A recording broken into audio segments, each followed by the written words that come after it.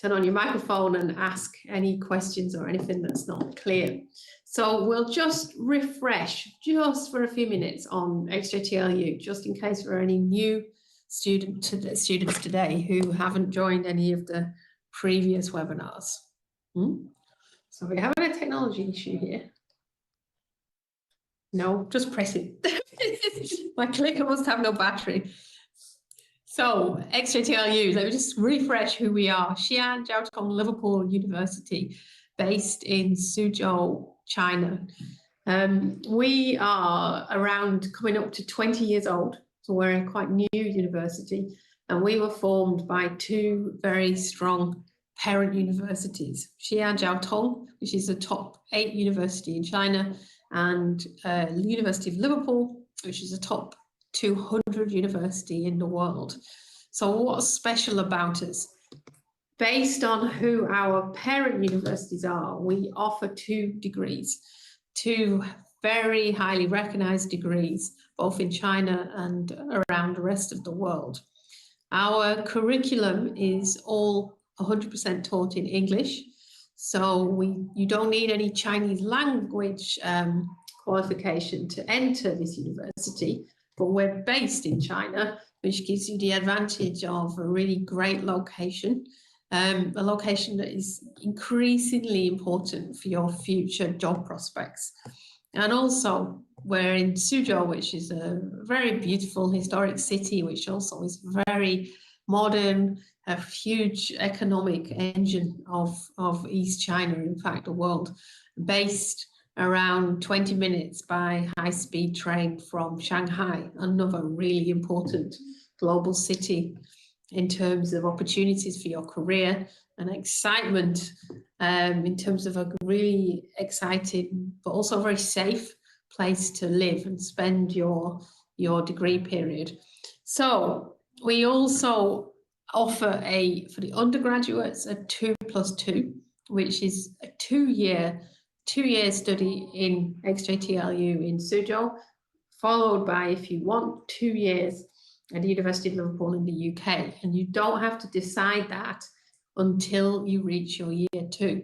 And then you can choose, yes, I'm going to go to Liverpool, or no, I quite like it here, the weather's better, let's stay in China for 2 years. And if you choose that route, then you also then have the option of receiving a discount should you choose to then go to Liverpool to do a master's degree.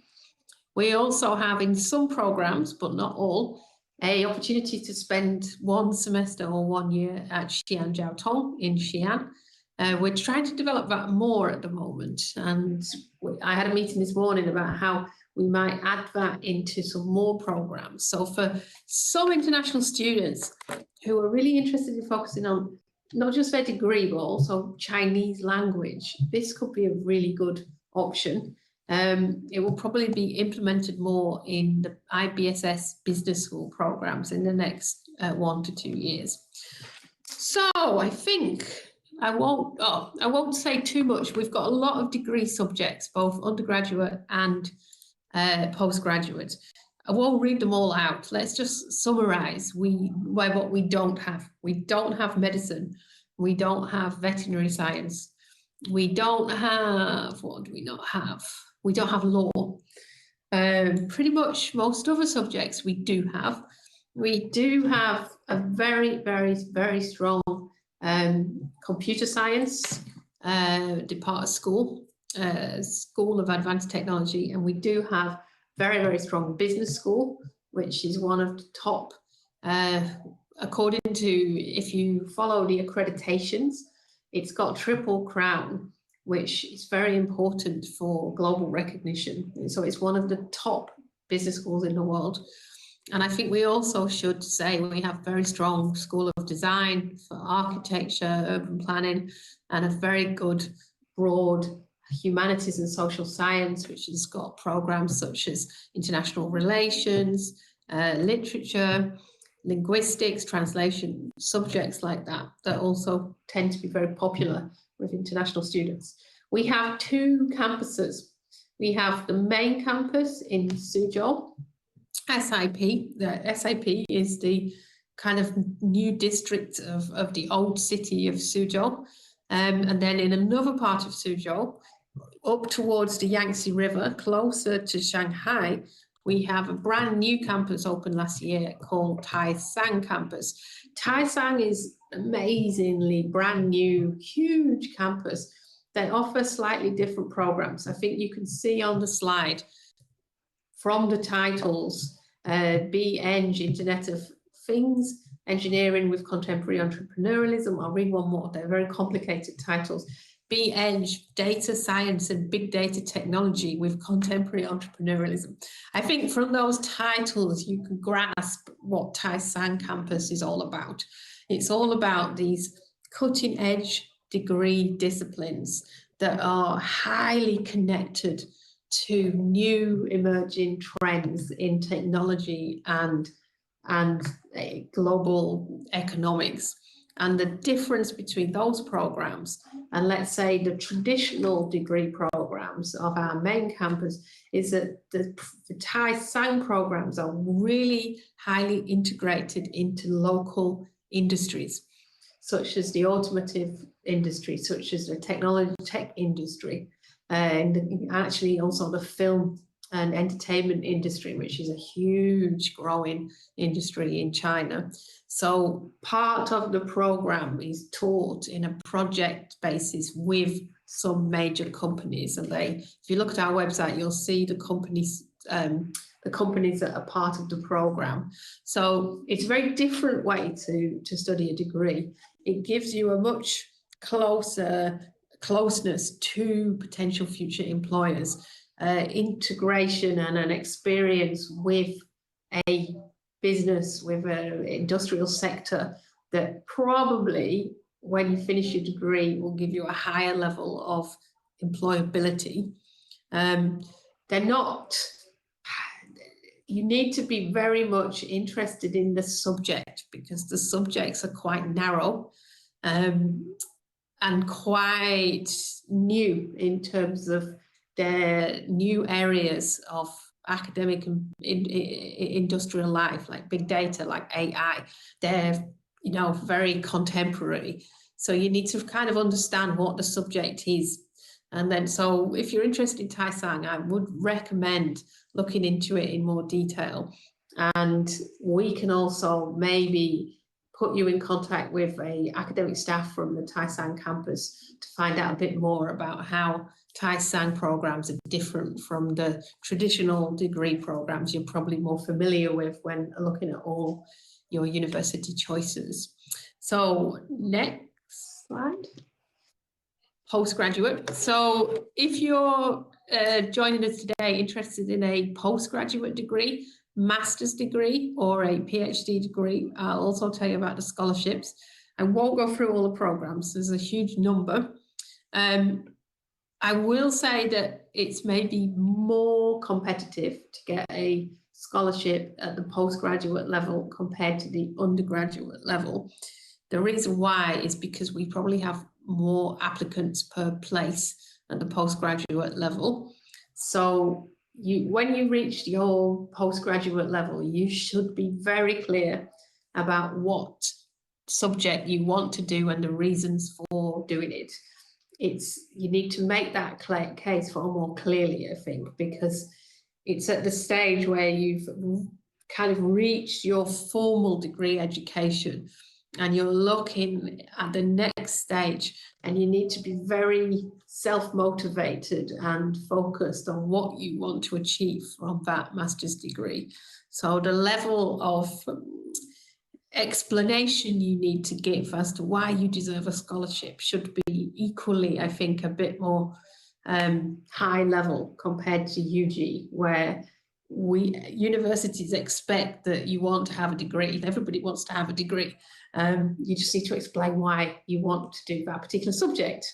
At the master's level, PhD level, you really need to explain why you feel the need to do a postgraduate degree as well.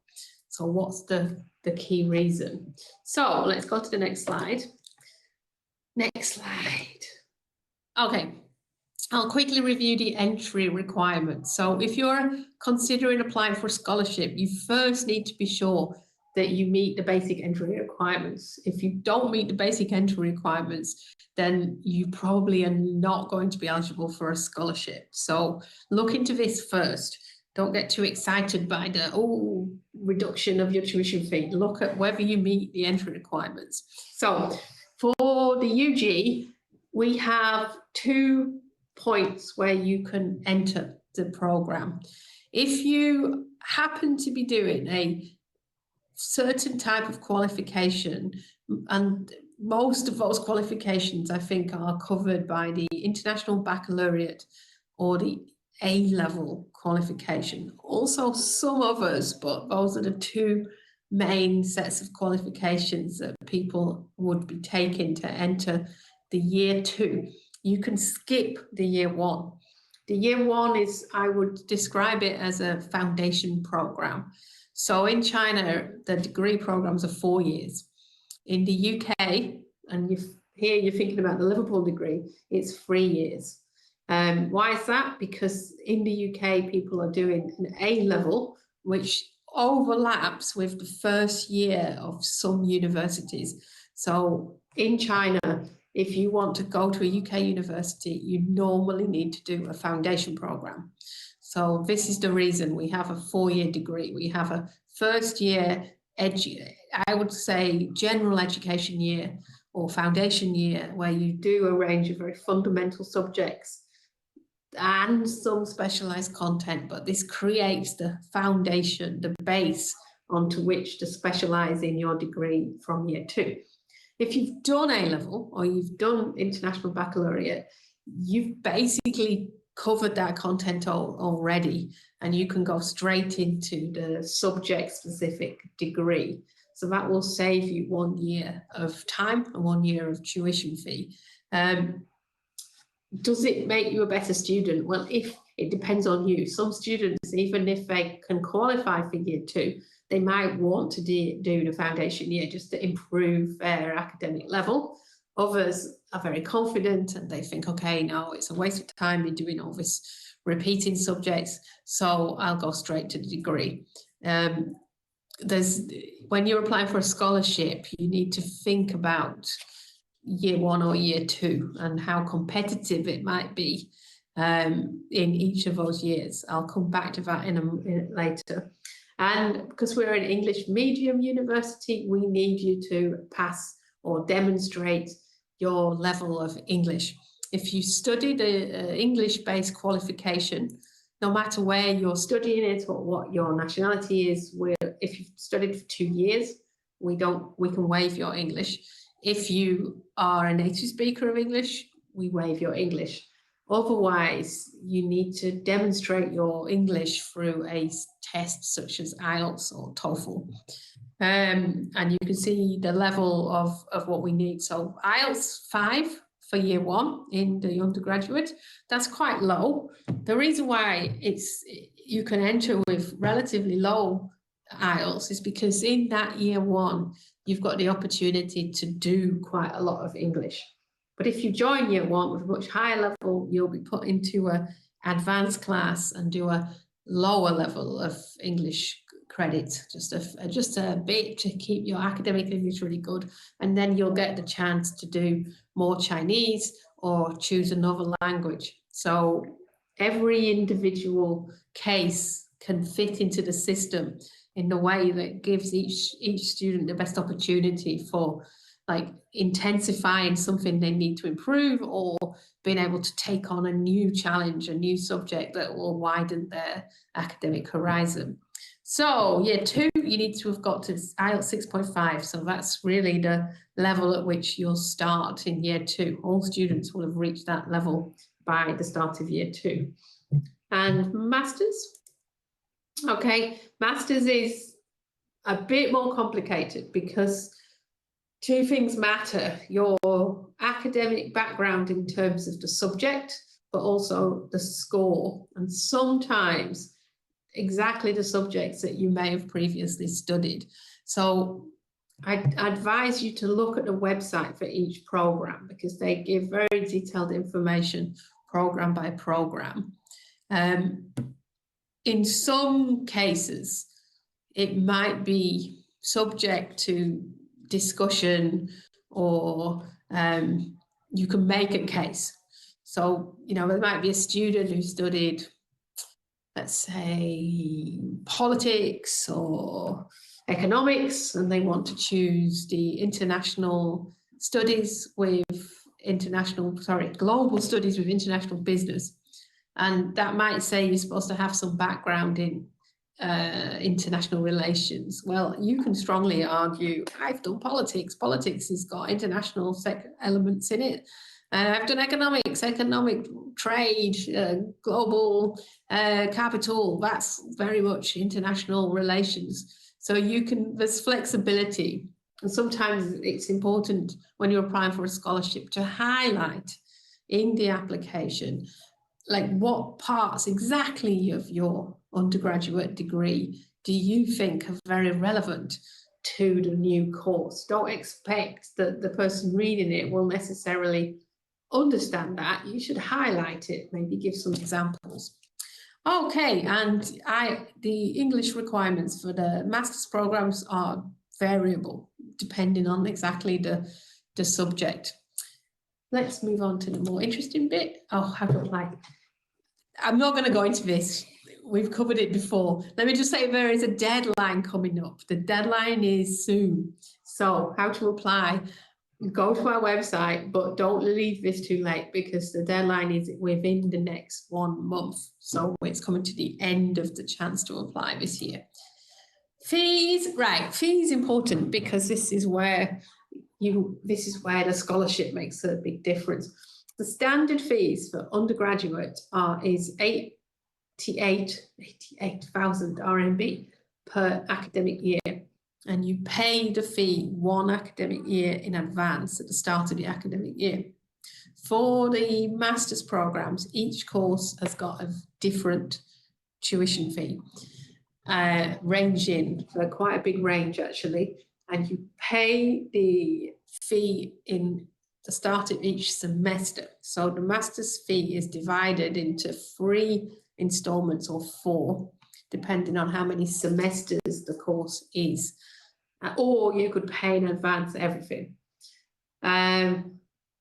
Yes, and then we have Chinese language course, which is a non-degree course, which is very reasonable. That's for students who mostly just want to study Chinese, or maybe actually they've finished their degree or about to start their degree, and they might want to study Chinese first, just to give them some time to study a new language.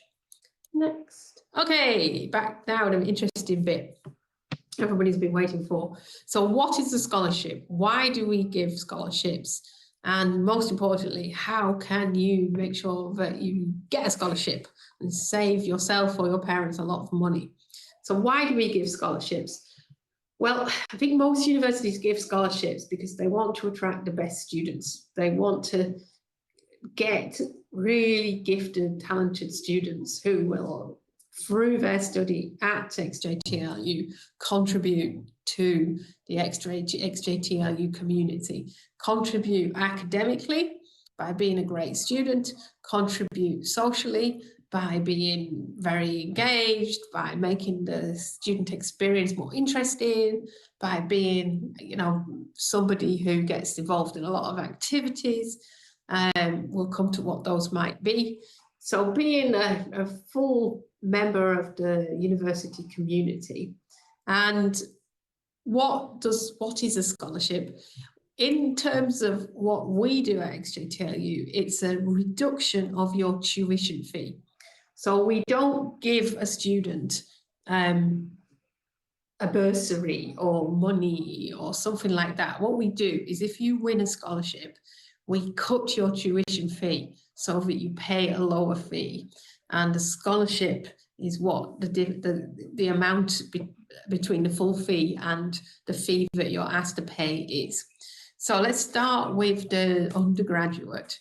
So we have our own scholarships called the International Entry Scholarships, and we have another kind called Industry Leadership Scholarships. What's the difference?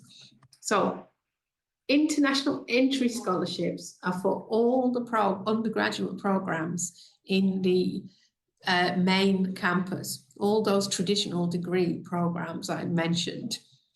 The industry leadership scholarships are for the new campus, Tai Sang programs.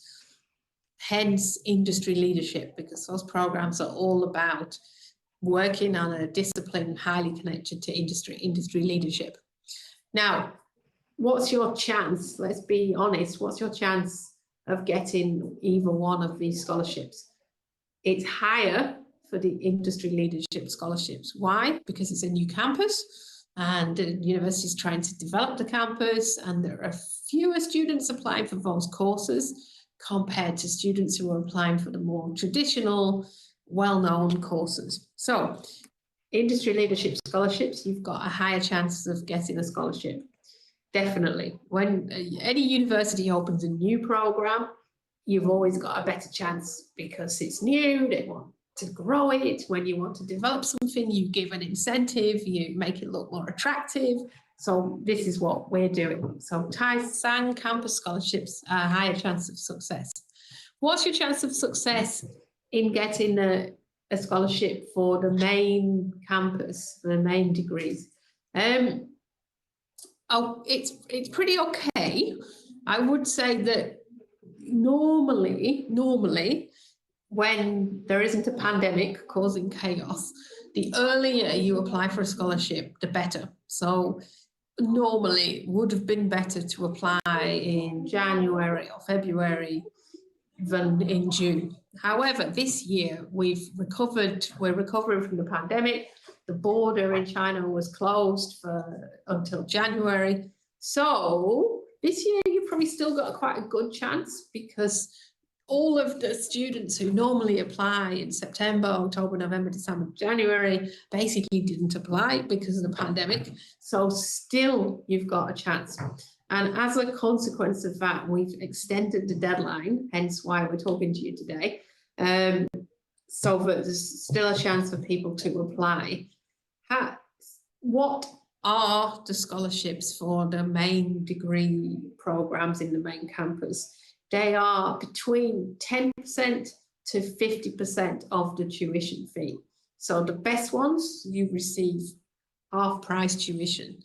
The smaller ones, you receive 10% off your tuition fee. What's the difference?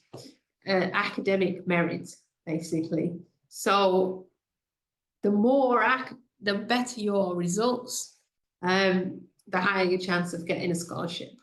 We also, I'll tell you honestly, it's based on a competition as well. So for a very popular program like international business with a language, lots of students are applying. So maybe there's a lower chance of getting a 50% scholarship, because you've got lots of competition. It's a very popular program.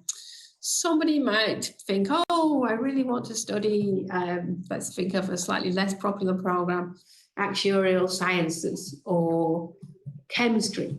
Okay, these are less popular programs, less popular with international students, less popular with local students. So then your application stands out more. And that means that the scholarship committee think, look, somebody wants to study chemistry. They're pretty good. They've got high level results. They're more inclined to give you a higher level scholarship, I think, in a less popular, oversubscribed subject.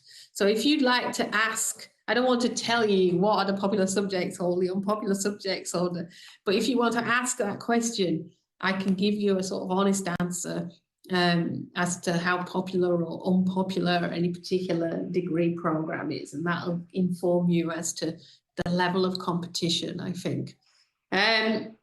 So what else looks good on a scholarship application? If you've obviously studied the subject before in some way and got a high score, that would look good. If you've done some work experience that's relevant to the subject, that also looks really good. Or something that makes a strong case as to why you stand out as a better applicant or a more interesting applicant than the other people who are applying. How does it work? Does it say this next one? No, okay, it doesn't say this, so I'll say how it works. So when you apply, you tick on the system. There'll be a question on the application form. Do you want to apply for a scholarship? You should probably all say yes. Why not? If you don't say yes, you don't get to be considered, so you've got nothing to lose. So say yes. And then every 2 to 3 weeks, there will be a meeting between the admissions and the scholarship panel. The scholarship panel are academic staff who get together and they go through each case one by one. So they're looking at the grades that you've submitted, your educational background, your EAP or your language background. So when you're filling in your application form, don't miss anything out. Don't think, lots of students think, oh, I did that, but that's not relevant, so I won't include it. Put everything into the application form, everything that you can put in about yourself, put in, because every extra piece of information adds to the strength of your case. Don't select certain things and miss out other things, because it's good to have a full picture of each applicant. So put everything into your application form and tick the scholarship box, because you don't know what the competition is. It could be maybe you're the only person who's applied for this particular program from your country, and then it'll look amazing on the even if your results are not so great. Be like, oh wow, there's somebody from Mauritius who wants to study what subject the people from Mauritius never want to choose. I'm trying to think. Oh, film studies. Nobody from Mauritius has ever chosen film studies. Don't know why, but if you're a Mauritian and you choose film studies, wow, you'll stand out. You've got a chance. So fill in the application form in full. Don't leave any sections blank. Tick the box yes, and take your chance. Nothing to lose at all. Now, let's go, and the deadline is the 15th of June. That does mean that there'll only be one scholarship panel now before the final deadline. So after that deadline, that's no chance whatsoever, and we won't accept any late applications, I'm afraid. So there's only 2 weeks before now and when you've got a last chance of getting a scholarship. Next. Right. Okay, I'm going to talk about some other scholarships. This is the bit where everybody gets confused, and even I get confused. So we have our own scholarships that the university provides, and we also receive scholarships from the Chinese government, various levels of the Chinese government. Suzhou City level, the Jiangsu province level, and sometimes the central level. Now, the good thing about Chinese government scholarships is that they tend to be quite generous, and it's great if you can get one. The bad thing is they tend to be not known about by us, and therefore by you, far in advance. We generally get told about them very late in what we would consider to be the application cycle. In previous years, it's always been around July, August. When do we get told about scholarships? Late. I mean, like, so late, we can't advertise them in advance on our website. So when you read our website, it says government scholarships. It'll say something very vague and not give you any links to apply for them or give you any real details. That's because we don't have that information until very late. When we get the information, what we do always is send by email to the students who may be eligible an email asking if you'd like to apply for it and giving you usually a very tight deadline. So it shows you the importance of checking your email regularly, because if you get an email saying, would you like to apply for a 22,000 RMB scholarship for your master's program? And you say yes, and you take the action needed before the usually very tight deadline, you've got a really, really high chance of getting that scholarship, because most people in the summer are not reading their emails very frequently because they're having too much fun enjoying themselves in the summer. So a very important tip, and this would be if you're applying to XJTLU, but also any Chinese university will be doing the same thing. In the summer, the university will be given some scholarship information and will need to quickly find who is eligible. And the only way they can do that is by contacting the existing applicants by email and telling them there's an opportunity and giving them a tight deadline, because we get given a tight deadline by which to give the results back to the government. So keeping your eye on your email once a day in the summer may deliver financial rewards which you wouldn't want to miss. So do that. Don't have too much fun on your holiday. Check your email once a day. And yeah, the other scholarships are relatively small. We have these things called progression scholarships, which if you achieve very high marks within the year of your study compared to other students, you will get an automatic fee discount just to say, congratulations, you're a top student. But the money is actually not very big. So it's hard to, when you're in the application stage, it's something rather vague, I'd say. And then one of the things we do have, which is more of something very beneficial for your student experience, is we have every summer this great opportunity actually called Summer University Research Fellowship, SURF. Very good summary name, where any undergraduate student from year 2 to year 4 can apply for a kind of mini research project. Why do we do it? Because our students mostly want to apply for a graduate school, a top grad school in the world. And if you see our website, you'll see how successful they are at being able to enter top 10 universities. What do top 10 universities like to see? Independent research. What does the SURF do? It offers you a chance to do independent research. And amazingly, it pays you to do it. So you apply, it's a competitive process, but pretty much everybody who applies during the year 2 to year 4 will get one chance to do it. You might not get the first time you apply, but the second time you probably will. And then you do your research project. You work on the campus in a small group, doing the project with the professor, and you will get paid by the university for your time. So the university hopes to get out of it some publications, some published research, and the fee is around about 1,000 RMB per month.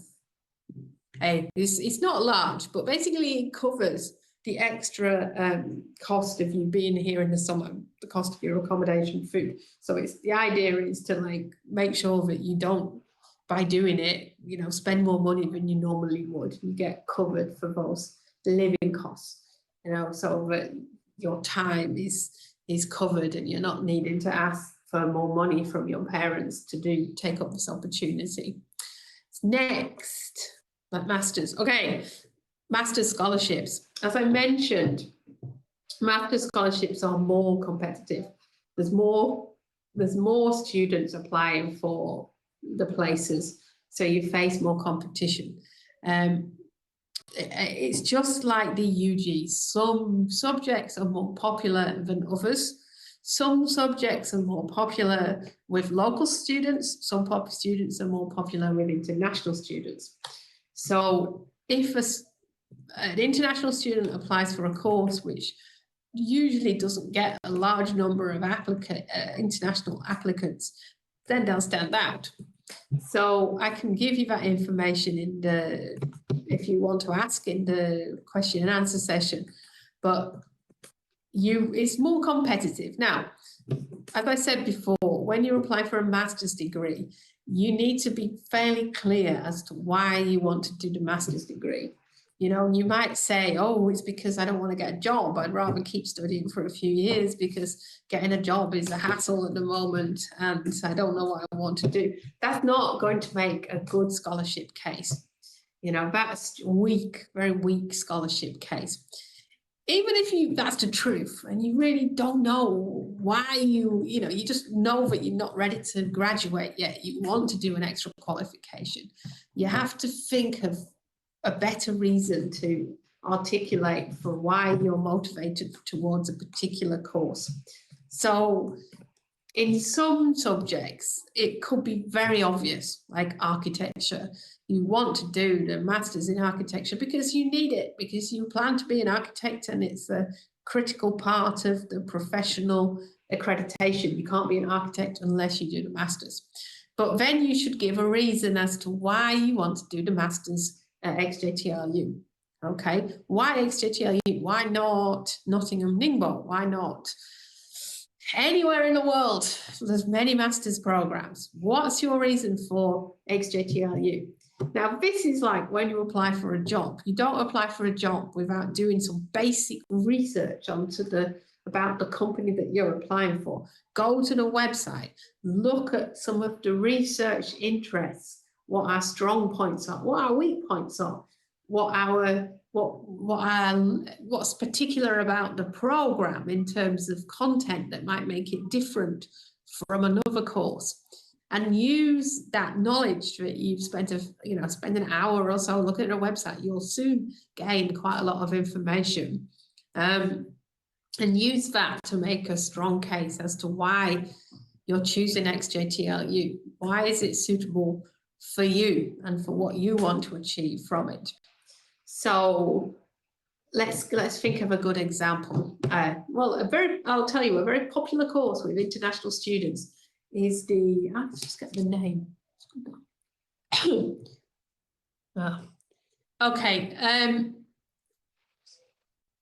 There is a program, and somebody needs to correct me. It's very popular with international students. It's called Masters in International Studies and Global Business. Or the title? Yeah. No. Okay, it's one that's basically international business and international affairs. Global affairs. Thank you, Jira. Global affairs and international business. I've been trying to remember that one. This is probably the most popular with international students. So let's just think about that course. Lots of universities do that course. Okay, lots of universities do international business all over the world. What possible reason would you be able to give why, as an international student, you want to choose that course? You could say, if you think about it, this is the only course that I can see in China, so the Chinese perspective will be covered. I can find out about the global affairs from a different standpoint. For example, from the standpoint that you may get in the media or in the Western countries. So this makes a very unusual, a very strong case as to why you're applying for this program XJTLU rather than any other program or any other university. So you've basically localized your reason to XJTLU, and it shows that you've looked into the course. It shows that you've thought about the destination. You could look at the modules that are included and highlight. This module is particularly interesting to me because when I was in my year 2 at the University of Indonesia, I studied this course, and from this course I became very interested in X. Make it both personal to you and also logical within what XJTLU offers. So in a master's application, you need to, I think, do a bit more research, spend a bit more time thinking about it before you just write your personal statement and write something very general. Don't write anything particularly general when you're talking about a master's scholarship application. Make it personal.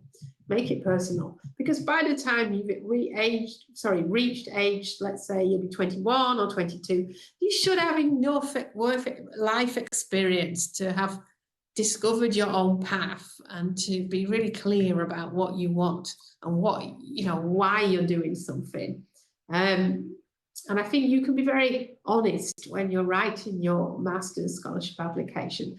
The difference, I think, for masters is that the academic staff read each case in a bit more detail and pay more attention to what you say rather than what your grades are alone.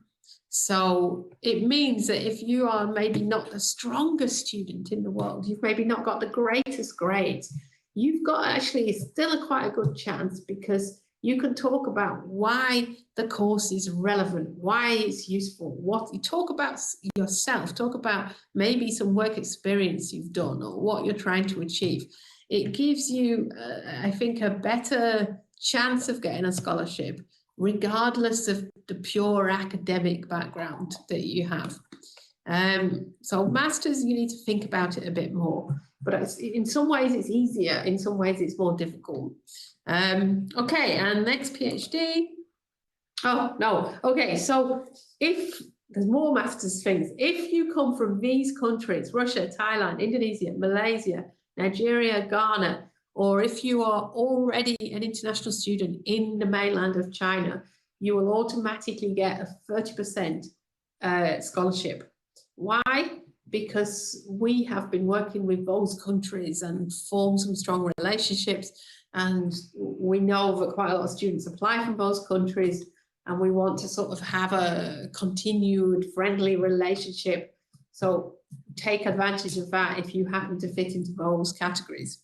And we have a final one. If you wish to apply for the MSc in Sustainable Construction, we have a government scholarship, which we actually know about far in advance, and you can find information on our website, and that's a really good opportunity if this sustainable construction is your program of choice. Definitely, it's financially very attractive to apply for that scholarship.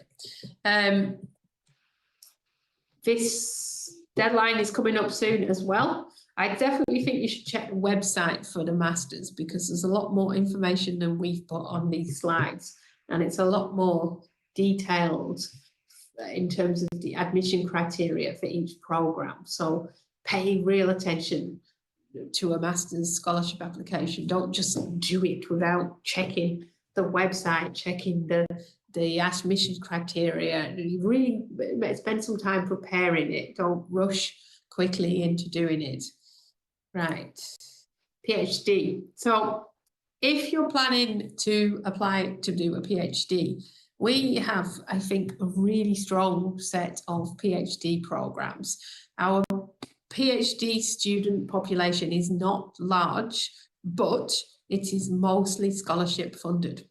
And in fact, I'd say 90% of the international students receive a full scholarship. That means no tuition fee, and you receive a monthly stipend to support your living of around 5,500? 5,000 per month. 5,000 RMB per month. That will cover your living costs, your food, your accommodation. Why do we do this? Why do we have such generous scholarships for PhD? Because PhD students basically are more like staff. Their work, their PhD work, is fundamental part of our research as a university. If you're a university, you want to have publications, you want to have patents, you want to have development of new technologies. Who is working very hard on that every single day, 24 hours a day? PhD students are. So you're almost like an employee. You don't, obviously you're doing your own PhD. So what you achieve out of it as a student is your PhD, which then is a springboard mostly for an academic career. And sometimes you might wish to go into industry, but most students in XJTLU are looking for an academic career, and this is the first step.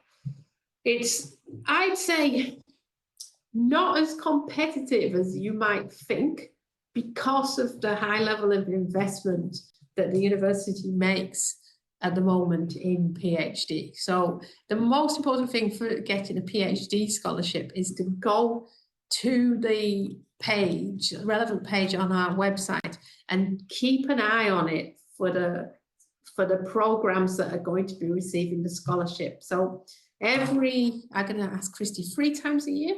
Yes. 3 times a year, the university releases on its website a number of projects which are going to be fully funded. These projects are proposed by academic staff and are connected to the research interest of the school or department. So you need to just keep an eye on those pages. And then if you see your subject or something that you think, okay, that's actually a great subject, I'd like to get involved in that project, you apply at that point.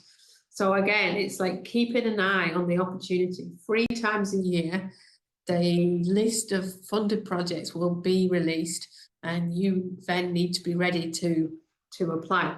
In the meantime, PhDs don't have like fixed start dates like other programs. In the meantime, if you're seriously interested in doing a PhD at XJTLU, then you should maybe do your background research. Look at the academic staff research interests. Have a look at the previous projects that were funded. Have a look at the research publications from those academic staff, and start to get a sense of what research we are doing here and how your idea may fit into that. And you could even, be brave, make some contacts if you want. So some students who are quite confident, and it's a very good way to do it, will look into a particular academic staff, realize that this person has got some PhD students in an area that they're interested in, and then contact them and sort of very politely sort of introduce themselves and say, I'm very interested and I can see that you're doing this research, I've been doing this, it would be great if in future there was some opportunities, what's your, are there any opportunities of coming up? Like staff may not reply. Like if you don't receive a reply, that might indicate that the staff is actually at that moment not really interested in getting any more PhD students. So he's like, go away. But if a staff is looking to expand their research team and you've sent out this email that's introducing yourself, for sure they'll just say, yeah, okay, so in a few weeks I'm going to announce this project, keep an eye on this website. So you've sort of created like an extra chance, I would say. It's worth doing that. I think the students who are very active when they're looking for a PhD have often the better result than the ones who are just passive, waiting for the chance to apply, but doing nothing until they see that chance. You could kind of do something to improve your chances for PhD by being, sort of looking at what might be happening, looking at the staff, maybe, I wouldn't say necessarily, if you're in an area and you're particularly looking to go to a conference and you're interested in somebody at XJTLU, you could say, I'm going to this conference in this area. Do you happen to be going? And then maybe we could meet for a coffee. I mean, that's very high level networking, but think about it. If you think you can do that kind of thing, then you should do, because it will improve your chances. Okay, and so